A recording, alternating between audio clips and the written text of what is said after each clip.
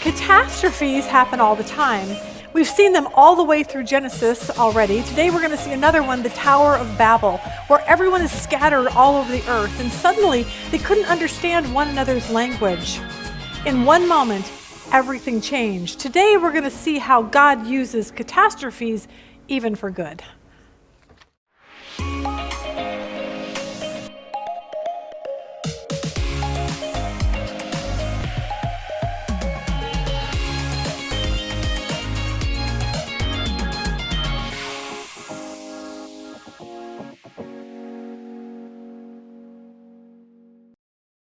Good morning.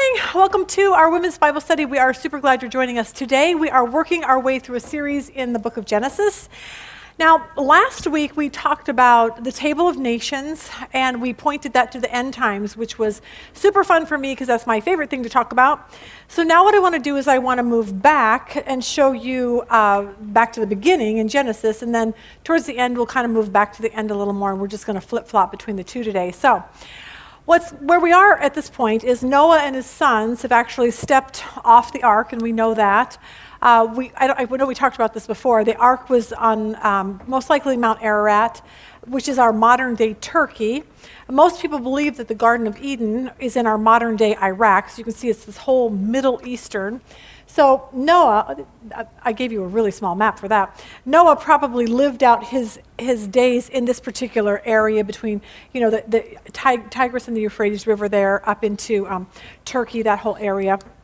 So the Middle East has roots all the way back to Genesis, even with Adam and Eve and then with Noah. So where we are today is at this particular point, everyone has been scattering and moving to different places, but here's what was going on. The whole earth had one language and one speech. Everyone spoke the same language. And I think how easy that would be nowadays if, in fact, we could still go back to doing that. Because it's hard to go to another country and not be able to understand a word they're saying. Before they came out with Google Translate, we actually went to Italy once and I tried to order a mushroom pizza. Okay, tried explaining a mushroom. I'm like, a mushroom. They're like, I don't know what you're talking about. No, it's a mushroom pizza. Why don't you understand that? Okay. And it's so incredibly frustrating because we couldn't understand each other. And that's, before this event today, everyone was on the same page. I always think how easy it would be for Bible translators if, there probably wouldn't even be a job, if there was no Bible translation that needed to be. I used this illustration a while back. When missionaries were in northern Alaska, the Eskimos lived there. They were trying to get the Bible translated so that they could understand the Bible in the way they spoke. And they were having difficulty trying to explain how to translate the word joy. There was no word in the Eskimos' language for joy. And so what they did is they just hung around and waited to see when the happiest, part of the day was, and they realized that the most joyful that they saw anyone was when the Eskimos fed their sled dogs. And when they fed them, the dogs were excited, and they wagged their tails and they wagged their tails. So they found their word for joy. So in their Bible, it would say, wag your tail, and again I say, wag your tail, okay? Because that's how they would have to translate it to where they could understand it. But life would have been so much simpler if this whole Tower of Babel that we're going to talk about today never even happened. So let's look at what's going on. Verse 2 says this: It came to pass, as they journeyed from the east, that they found a plain in the land of Shinar, and they dwelt there. Now, Shinar is in Babylon, which is our modern-day Iraq. I always like to give you maps so you can kind of see where everything is. You see little baby Israel over there, and then as you go farther, you can see up top is Syria, and then to the right of that is Iraq. So this is where all of this was going on at this particular time. So God tells them to scatter, but of course Nimrod, we talked a little bit about him last week, he has this idea he doesn't really want to scatter. So he wants to come up with his own plan. He wants to just keep everyone together in one particular area. So we see this here. So then they said to one another, "Come, let us make bricks and bake them thoroughly." They had brick for stone and they had asphalt for mortar. And they said, "Come, let us build ourselves a city and whose top is in the heavens, let us make a name for ourselves, lest we be scattered abroad over the face of the earth. In essence, it's kind of like what's going on today. I want to make a name for myself. I don't want this to be about God. I don't want any of my life to be about God. We're going to build something. We're going to build a business. We're going to build a whatever we want to build that builds us up, and it makes God not even a part of our life. And that's exactly what they were doing. They're like, let's build a tower. Let's build a city to ourselves. We don't want God involved in this whole thing. And so what they were doing was in complete defiance of what God told them to do. But here's what I want to tell you. This is what we learn about God, and this will change your life when you really, really honestly get this. God can override what man does anytime he wants to. Like, God is that big that he can override anything he wants to. And that's important because I don't worry about things like I used to, because I know that. I know that if God doesn't want something, he's going to make sure it doesn't happen. Like, he's that big. A famous Augustinian monk, Thomas à Kempis, in the 1400s said this: man proposes, but God disposes. That's just the way it works. Proverbs 19:21 says this: many are the plans in a man's heart, but it's the Lord's purpose that prevails. Like, you and I can have a ton of plans in our hearts to do things, but at any point, God can overrule our plans because his purpose is bigger than anything we want to do. Now, the greatest part about this in Genesis is that these people had their own personal plan in Shinar to build this city for themselves. And I think it's funny, God's like, oh yeah, not going to happen. That's a really cute thought, but nope, sorry, that's no way. In our discipleship group on Wednesdays, we have to memorize a verse. And this is the verse that I actually memorized because it's so fascinating to me. Right here, Psalm 2:1. Why do the nations conspire and the peoples plot in vain? The one enthroned in heaven laughs. Okay, the Lord scoffs at them. And when I read that, and I memorize that because that was so important to be a reminder that nothing happens on this earth without God having something to do with it, and he can override it anytime he wants to. Now, I was thinking about this with the 2020 election. Now, for those of you watching, do not email me. I don't care who you voted for. You don't care who I voted for. It doesn't matter. This is not about the election. This is about how God is so big that anytime he can overrule anything. And that might have just happened in the election. Maybe it didn't. I don't know. So what I'm saying next is an illustration. I'm not saying that this is what happened, so please don't send me hate mail. But I just want this to be a reminder that God rules over everything, even elections. So last week, after we did the whole end times thing and all the names, I know that the end times, the center will be the Middle East, with Israel, of course, being the epicenter. And we talked about this last week, about this coalition of nations that will come against little baby Israel. All the black in there is Muslim majority nations that they're going to come against Israel. So I was thinking about that when I was doing this lesson. And I thought, here's a scenario. I will repeat. I'm not saying this happened. I'm saying that this could have happened. I don't know if it did or not. Let's say that the election was actually truly fraudulent. Don't know it was, just not saying that. But let's just say that Trump really did win. Okay, but Biden's our president, and that's fine. But maybe the election was never even about the United States.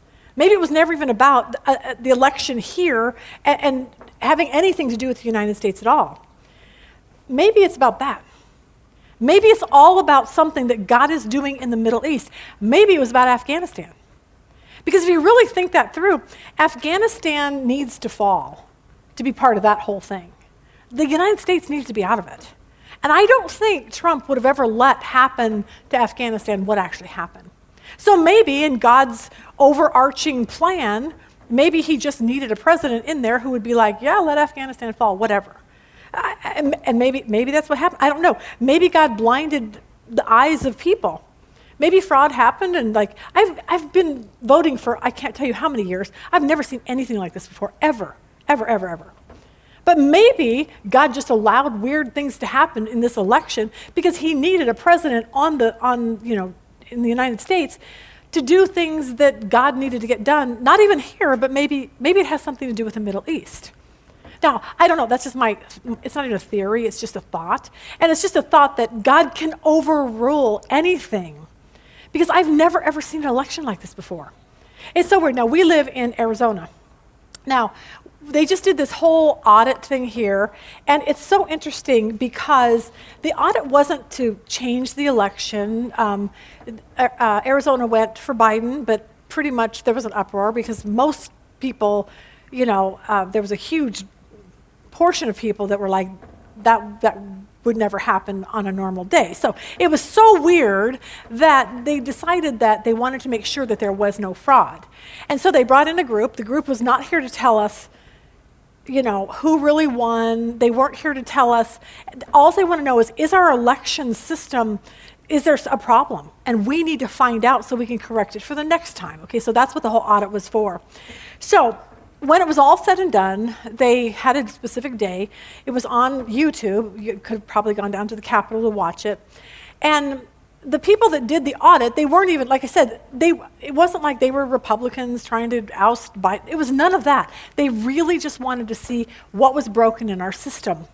And so what they did is they proved and they showed people that over 15,000 people voted twice. And they showed you, here's John Doe's, and here's the same John Doe. Same address, same whatever, he voted twice. It got counted twice. That happened 15,000 times. Then they found over 20,000 people who voted that from addresses they didn't even live in. So if I moved, let's just say, and I had a ballot go to our old address, then they voted with my ballot, and this happened over 20,000 times. They literally proved that there were fake ballots. Okay, like they showed us, this was a real ballot, this was a fake one, and you could tell by the way it was printed or stamped or whatever. Now, all this is said and done, whatever. Like I said, I don't care. I'm just saying that my brother comes in from Arkansas a couple days later, and he goes, yeah, we just heard on the news that Biden really did win Arizona. And my sister and I are looking at each other like, did you watch the audit? And he's like, what audit? It's like it never even existed. Nobody even knows about it. It is the most weirdest thing. It's like everyone is blind around us. And I can't figure that out except that I know God rules. And I know he's doing something. And I don't know what it is. And like I said, maybe Biden did win. Maybe all those votes. So I contacted our representative who's in our area. And I must have emailed her twice because she literally, her office called me. And they said, Lisa, here's the deal. We don't know what's going on. Like, we're in the dark just like you are. We know that everything is now on the Attorney General's desk. He's supposed to do something with all this information. We're in the dark just like everyone else. We don't know. Now, all that to say, I don't care. My whole point was, we just want to know who won, like legitimately won. If it's Biden, great. If it's Trump, like they're not going to overturn it, but as a citizen of Arizona, I would kind of like to know that. But that's not even the point. The point is this, that God rules politically over everything on this earth.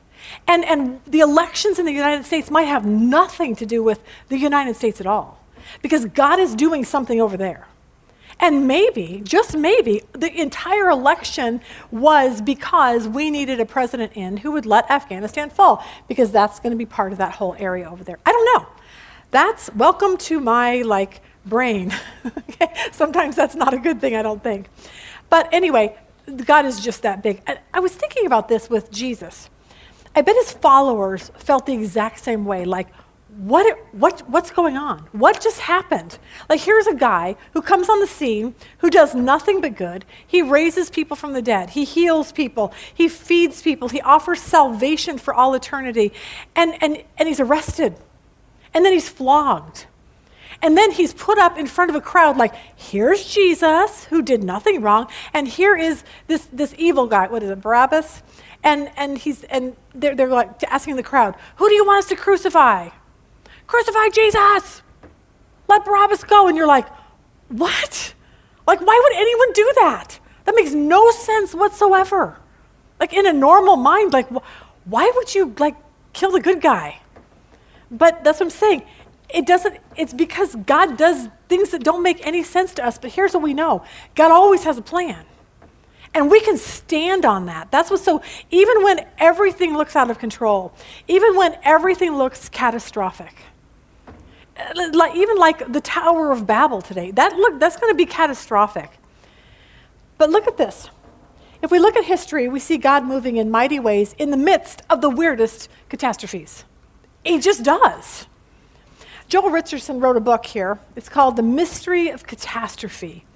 And in the preface, he says this: at the heart of this book is a firm conviction that the Lord is always at work. In fact, it is specifically in the midst of catastrophe, crisis, times when it seems as though the Lord is most absent, that he's actually most active. He says, learning to see gospel opportunities when many others only see crisis is not a skill that comes naturally.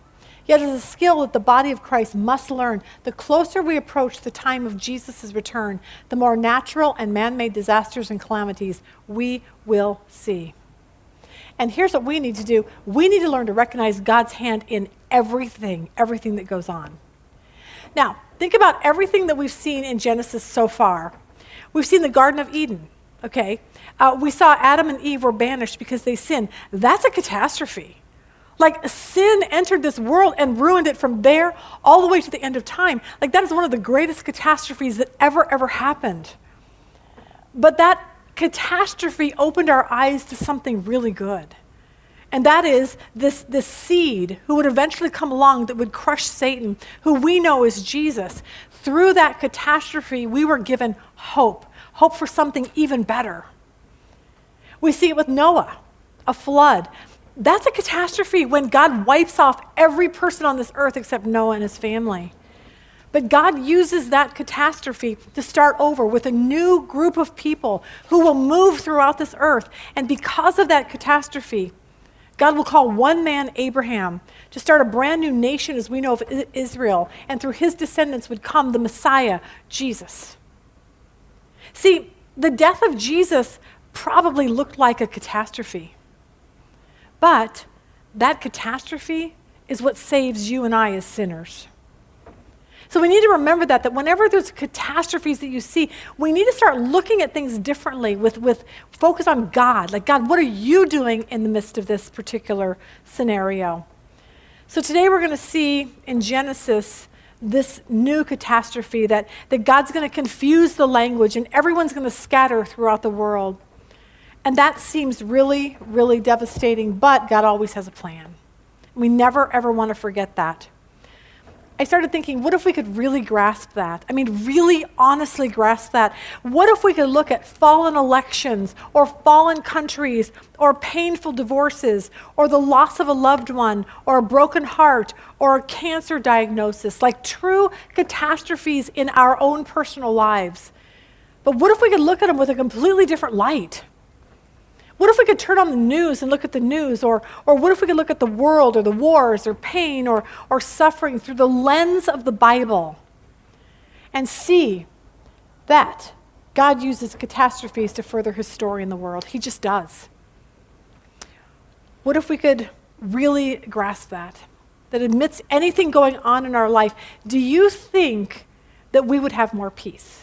And I'm going to say yes. Because I know that when catastrophes happen, we just had two things happen to us on Friday that Rob and I are looking at each other like, did that honestly just happen? Like, it just totally threw us for a loop. But there was so much peace because I'm just like, I don't know what God's doing. I'm not going to worry about it. He'll take care of us one way or the other. It just doesn't matter. So I was thinking, do you think we would face our trials differently, maybe even with joy, knowing that God rules over any and all catastrophes? I don't know, I think it's something that will change our life when we get that. So back to Genesis. The plan was for people to scatter. We saw this in Genesis 9:7. As for you, be fruitful and increase in number, multiply on the earth and increase upon it. That was God's mandate to what's supposed to happen. But last week we met Nimrod. He, of course, had other plans. He didn't want people to scatter. He wanted them to stay in one place. He wanted them to build the city, the exact opposite of what God said. I wanted to show you a picture here.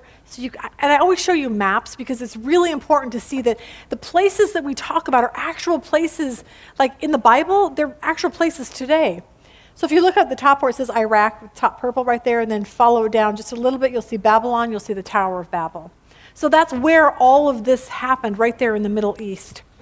Now, I want to talk about Babylon, and I want to I want to talk about it in Genesis, and then I want to also bring in the end times really quick so you can see the correlation there. In the Bible, whenever it talks about Babylon, it's always pretty much an evil, wicked system. But Babylon represents an evil world system. It represents a system that wants nothing to do with God. Babylon always represents a false religion. So I want to show you how Babylon ends up in Revelation. Watch this. Revelation 17. Then the angel carried me away in the spirit into a desert. There I saw a woman sitting on a scarlet beast that was covered with blasphemous names and had 7 heads and 10 horns. The woman was dressed in purple and scarlet and was glittering with gold, precious stones, and pearls. She held a golden cup in her hand filled with abominable things and the filth of her adulteries. The title was written on her forehead, Mystery Babylon, the Great, Babylon the Great, the mother of prostitutes and of the abominations of the earth. Now, people want to know, okay, that's amazing, but that's a place. Like, this is an actual literal place, Mystery Babylon. The Bible doesn't really tell us exactly who it is, but gives us a whole lot of ideas who it could possibly be. Joel Richardson wrote this book called Mystery Babylon. It's really fascinating. And he believes that Mystery Babylon is actually Saudi Arabia. And so I'm going to put some stuff up here, and we're just going to read it real quick so you can kind of see, because I want you to see what we study about in Genesis. We also see rears its head again in Revelation. It's one big monster story. It's like people go, well, I just read the New Testament. Well, don't. Read the Old Testament too, because it points to end times. So he says this. He says, I will summarize all the ways that Mecca or Saudi Arabia match the scriptural criteria and descriptions of the harlot city in the book of Revelation. 1, it's a literal place. Like, it literally is a place. The last days harlot Babylon is a very real and identifiable geopolitical entity. So are both the city of Mecca and the kingdom of Saudi Arabia. So he looks at it like that. It's a desert city. If you look through and you start reading through Revelation, you'll see this city is considered a desert. The harlot city sits specifically in a desert, and of course we know that Mecca, Saudi Arabia obviously match that description. It's also a port or a coastal city. The Bible seems to indicate that the harlot city is a port city, or at least close to the sea, because it does talk a lot about ships and smoke and things like that. Mecca sits 50 miles inland from Jeddah and the emerging King Abdullah Economic City, which are both presently being built specifically to become the world's most technologically advanced and active seaports. These 3 cities form a triangle in relative close proximity to one another and will be linked by a high-speed train system allowing travel from any city to the other in about 30 minutes. Isn't that fascinating? We look and see, she's a consumer, not a producer. Harlot Babylon imports everything. She does not appear to be a great producer in terms of manufacturing or agriculture. So it's like they have oil, but they don't. That's about pretty much it. Let me see. It's also the greatest city of idolatry. Babylon the Great is called the mother of harlots and abominations. She is the greatest source of false religion and idolatry ever known. Because Islam is the world's second largest religion with 1.61 billion Muslims, the city of Mecca is absolutely the unqualified greatest city of idolatry that has ever existed. No other city in human history can compare. Mystery Babylon will be this, a religious capital and missionary center. The last days Babylon is specifically a missionary sending force, spreading her false religion all over the world and holding sway over kings, peoples, and multitudes and nations and tongues. Over the past 40 years, the kingdom of Saudi Arabia has spent well over $100 billion to spread Islam all over the world. No religion's political or national evangelistic or propaganda campaigns in human history has ever come close to equaling this. It's also going to be a city of luxury. We read that in Genesis or Revelation 17, where it's like she was dressed in fine pearls and blah, blah, blah. She's an economic seducer. She'll be a city of slavery. Babylon is the importer of slaves of human lives, the last days Babylon. It says that in Revelation 18:13. Literally 1/3 of the entire population of Saudi Arabia are foreign workers, many of whom are treated worse than slaves. Secular human rights groups report endless stories of poor treatment, abuse, imprisonment, and rape that affect the roughly 9 million foreign workers living in Saudi Arabia. It's a city that murders both Jews and Christians. We know that. You probably don't want to go there anytime soon. Although I actually do want to go there for some weird reason. The scripture states that the harlot is drunk with the blood of saints and with the blood of the witnesses of Jesus. In her was found the blood of prophets and all who have been slain on the earth. Saudi Arabia is not the only single greatest financier of the Palestinian intifada and the greatest lobbying power at the UN against the state of Israel, but is also the primary ideological and financial fountainhead of nearly every radical Islamic jihadi organization in the world. ISIS, Al-Qaeda, Boko Haram, and other jihadist groups that murder Christians are all the fruit of Saudi Arabia's global Wahhabi influence. She represents royalty. She's hidden in plain sight. Isn't it interesting? Like, you don't hear that much about Saudi Arabia, but when you really look at this and you go, wow, they are a powerhouse that we just don't really think much of. The harlot brags in Revelation 18:17, I sit as queen. This is a direct allusion to Isaiah 47, which reflects the attitude of the last days Babylon, who in her wickedness also says, no one sees me. I'm like, okay, that makes a lot of sense. The picture is a city governed by both arrogance and secrecy. Despite all of her abundant sins, she somehow manages to fly under the radar of most.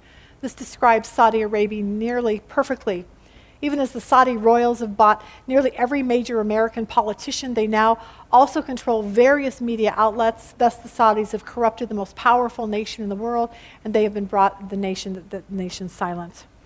He goes on to say the conclusion is having both carefully assessed the prophecy and considered the primary interpretations that have been offered, I believe I have sufficiently demonstrated that Mecca, Saudi Arabia, seems to fulfill all of the scriptural requirements of the harlot Babylon. To be clear, this is not to say that another option, a new city entirely, could not emerge in the future.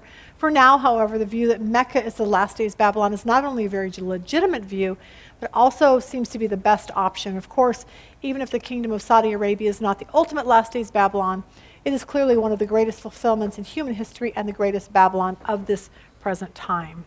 So, all that to say, I love this because we can take Babylon at the beginning and we can see Babylon at the end, and it fills in all the gaps in the Bible.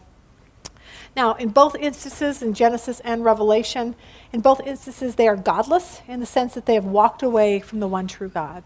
They did this in Shinar in Iraq, for the Tower of Babel. They're like, no thanks, I don't want God. And you see this in the end times with them saying, nope, we want a false God. So at this time in Genesis, they're going to build this tower they believe that would reach to heaven. Of course, we know they couldn't do that. It probably means that they were building this tower and then dedicating it to their own false gods. Back then, they worshiped the stars. Astrology actually originated in Babylon. I think this came from Bible.org. It says, the tower may have been designed so that the top contained a representation of the heavens, the signs of the zodiac. On it, astrology replaces submission to the sovereign God with submission to fate, as seen in the movements of the sun, moon, and stars. This is a form of idolatry and is satanic in origin. So, all that to say, if you read your horoscopes, you need to stop it, okay? Astrology is actually a form of witchcraft. You can read it in Deuteronomy 18 or Leviticus 19:31, and you'll see how God feels about things like this. It's not a good thing at all.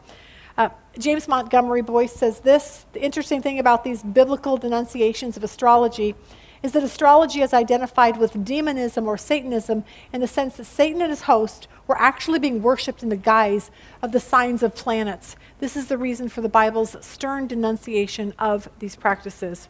So, the city, Babylon, was Satan's attempt at a false religion, false worship, and it goes all the way back to Genesis where we see. So they're getting ready to build. Everyone's talking the same language. They're getting ready to build this tower. And then this makes me laugh. But the Lord came down to see the city and the tower which the sons of men had built.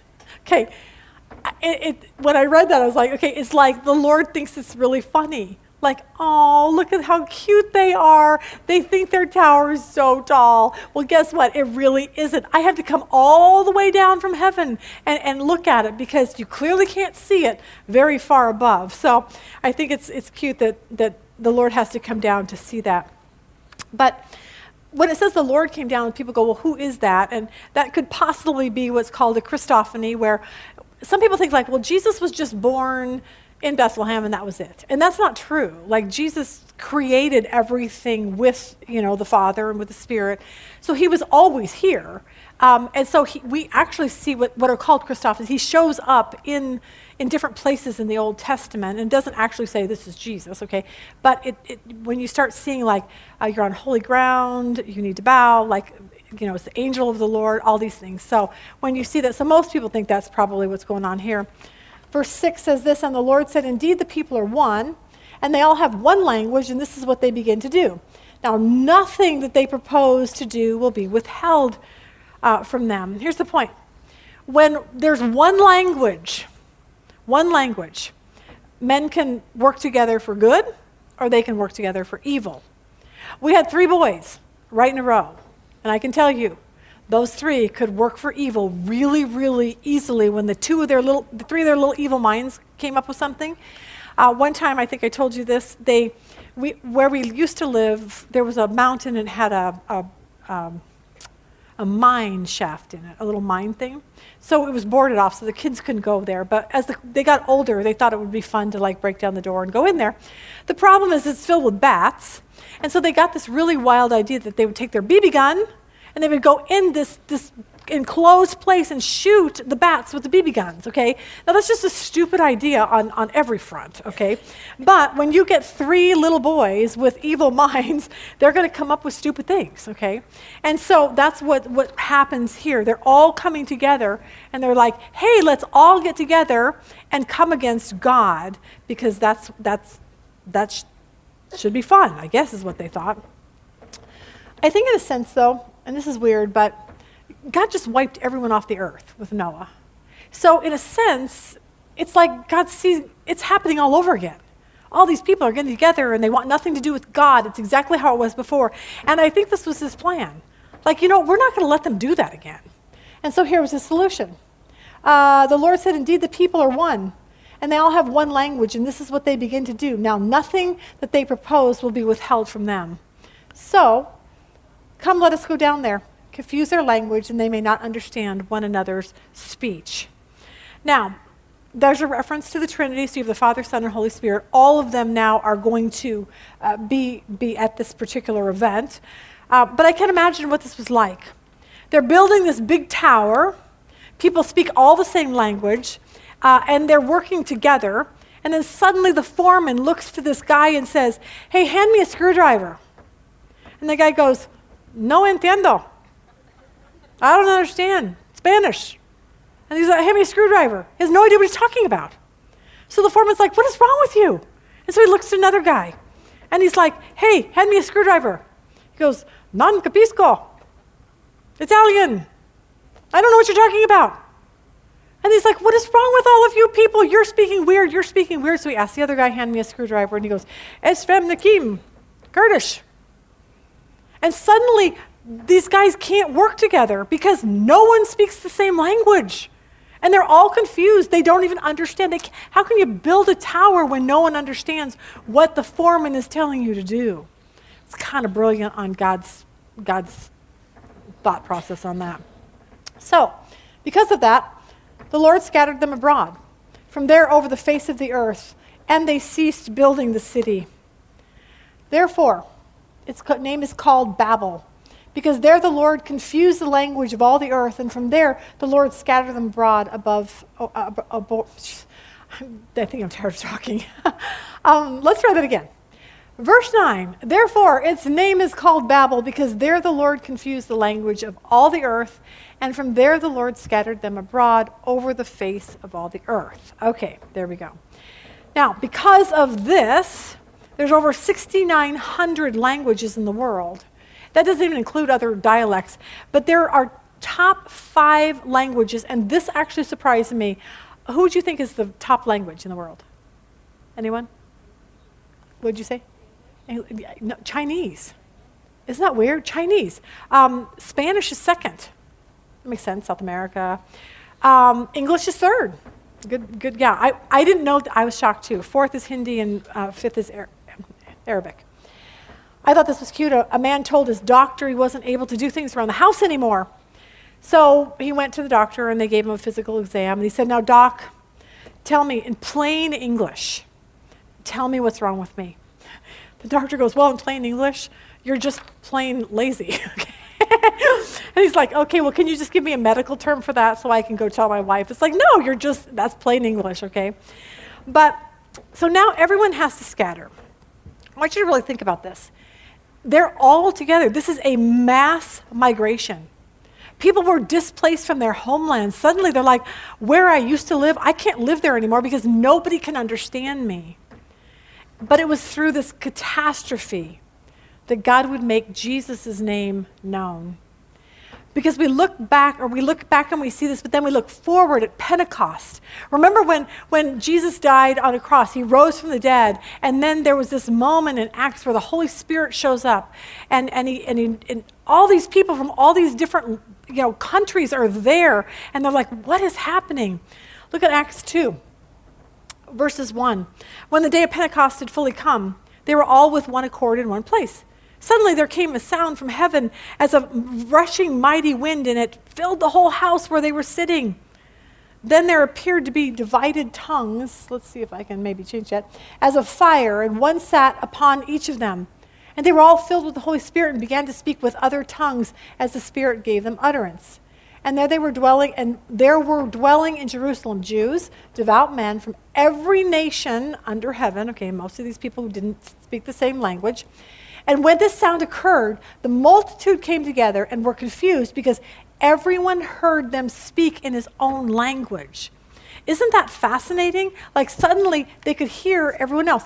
Then they were all amazed and marveled, saying to one another, look, are not all these who speak Galileans? How is it that we hear each in our own language in which we were born? He goes on to name Parthians and Medes and Elamites, those dwelling in Mesopotamia, Judea, Cappadocia, Pontus and Asia, Phrygia, Egypt, all the parts of Libya. We've talked a lot about those. Cyrene, visitors from Rome, both Jews and proselytes. Cretians and Arabs. We hear them speaking in our own tongues the wonderful works of God. And the cool part about this is what breaks down our language barrier is Jesus. It just does. We've met Christians in Africa and in China. And you know what's weird? I can't understand them and they can't understand me, but we all know one thing, that we believe in Jesus and we're all followers of him. So that's kind of awesome. We look at this in Revelation 7:9. We see this, after these things I looked and behold a great multitude that no one could number, of all nations and tribes and peoples and tongues, standing before the throne and before the Lamb, clothed with white robes, with palm branches in their hands. It's so amazing that all of this, because there's so many different languages.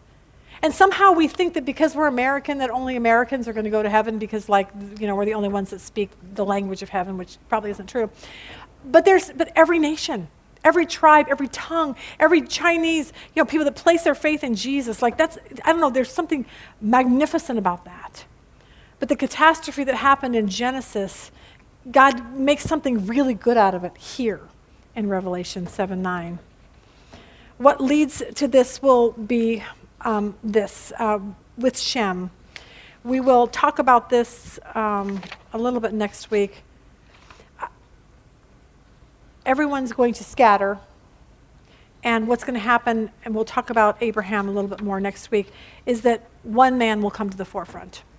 And it will be from the descendant of Shem, and Abraham will come on the scene, and it will be through his lineage that people all over the world with different tribes and tongues will be able to give their life to him. I don't know. This is the genealogy of Shem. He was 100 years old. He begot Arphaxad 2 years after the flood. And then there's a whole bunch of verses that I don't think I put on. They're just so-and-so had so-and-so and had so-and-so. We'll go down to verse 27. This is the genealogy of Terah. Terah begot Abram, which we know as Abraham, Nahor, and Haran. Haran begot Lot. So now we can start, if you know the Bible, you can see, well, Abraham and Lot, there's a lot of things to go, this is them. Haran died before his father Terah in his native land in the Ur of Chaldeans. Then Abram and Nahor took wives. The name of Abraham's wife was Sarah. The name of Nahor's wife, Milcah, the daughter of Haran, the father of Milcah, and the father of Iscah. But Sarah was barren. She had no child. And Terah took his son Abram and his grandson Lot, the son of Haran, and his daughter-in-law Sarah, his son Abram's wife, and they went out from Ur of the Chaldeans to go to the land of Canaan. Now remember, we've been talking about Canaan, one of Noah's grandsons, and how they're wicked Canaanites, okay? They were in the land of Israel, so they were going to head down to the land of Canaan, which was Israel. That's where these people lived. And then they came to Haran, and they dwelt there. And the days of Terah were 205 years, and Terah died in Haran. Now, next week, the journey will begin. Next week, we'll talk about begins this whole journey now with Abraham.